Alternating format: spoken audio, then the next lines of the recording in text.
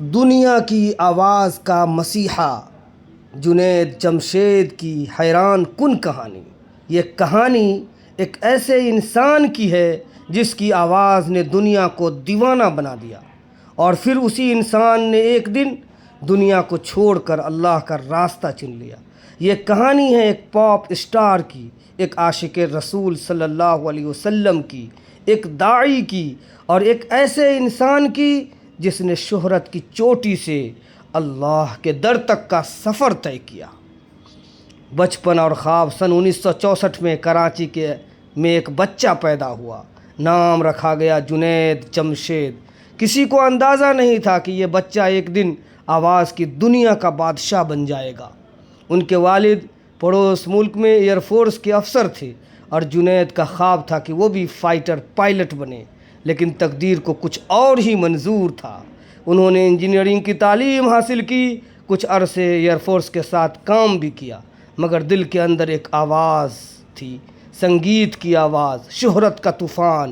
1987 میں ایک بینڈ بنا جس کا نام تھا وائٹل سائن، اور جب اس بینڈ کا گانا دل دل پاکستان آیا تو پورا ملک جھوم اٹھا۔ جنید جمشید کی آواز ہر دل کی دھڑکن بن گئی۔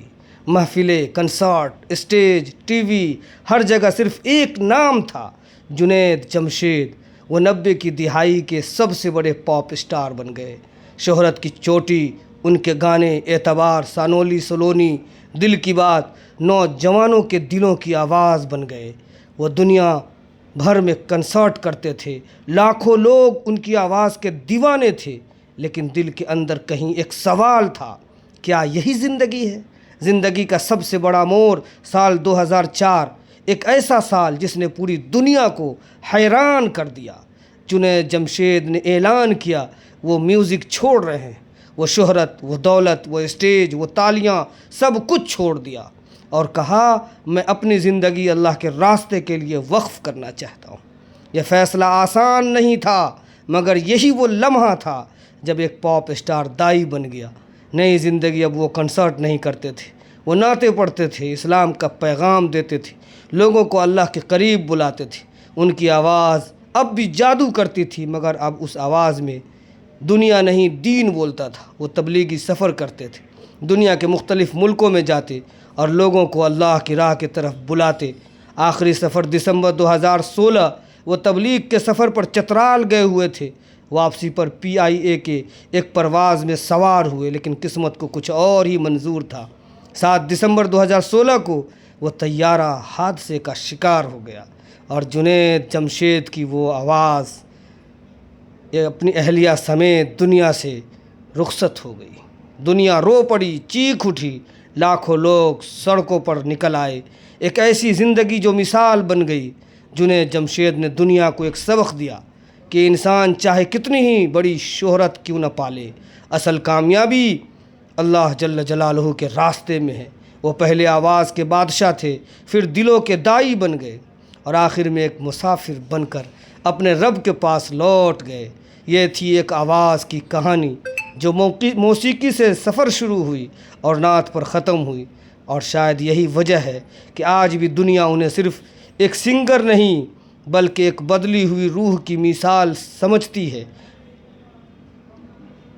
وہ خود جب ایک زمانہ اس آواز کا دیوانہ تھا، وہ خود رب کعبہ کا دیوانہ بن گیا۔ شہرت کے تاج سر پہ سجائے ہوئے تھا وہ، پھر عشق مصطفیٰ میں فقیرانہ بن گیا۔ وہ گیتوں کا مسافر تھا، نعتوں کا سفیر بن گیا۔ دنیا کا تھا ستارہ، مگر رب کا اسیر بن گیا۔ اسٹیج کی روشنی سے نکل کر حرم کی راہ لی، وہ شور زمانہ چھوڑ کر ذکر کی آہ بن گیا۔ کبھی تالیاں اس کے قدم چومتی تھی محفلوں میں، آج اس کی قبر پر دعاؤں کا ہجوم بن گیا۔ وہ جس کی صدا پر دنیا جھومتی تھی کل تک، وہی آج عشق الہی میں مغموم بن گیا۔ جہاز کی راکھ میں جب اس کی کہانی سو گئی، لگتا ہے رب کے عشق میں وہ خوشبو بن گیا۔ وہ چھوڑ کر دنیا کی چمک دمک چلا گیا، اور نام اپنا عاشقوں میں رقم کر گیا۔ وہ کہتا تھا رب کی راہ میں جینا ہے اصل زندگی، اور دیکھو آخر اس راہ کا علم بن گیا۔ نہ تاج مانگا، نہ تخت مانگا، نہ دنیا کی شان، وہ صرف رب کی رضا کا مسافر بن گیا۔